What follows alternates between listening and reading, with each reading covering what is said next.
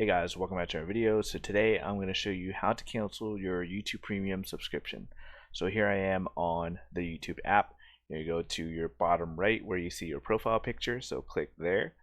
And from here you're going to scroll all the way down until you see a section that says your premium benefits. So click on your premium benefits and then we're just going to let it load. Okay, so it's going to tell you everything that has been going on with their YouTube Premium. So again, just scroll all the way to the very bottom and you'll see manage your membership. So click on manage your membership, and then here you'll see your YouTube Premium membership. You'll also see any subscriptions you have to individual YouTube channels. So under memberships and channels, click on YouTube Premium. And let's let it load. And as you can see here, I have the individual membership currently paying at $13.99 per month.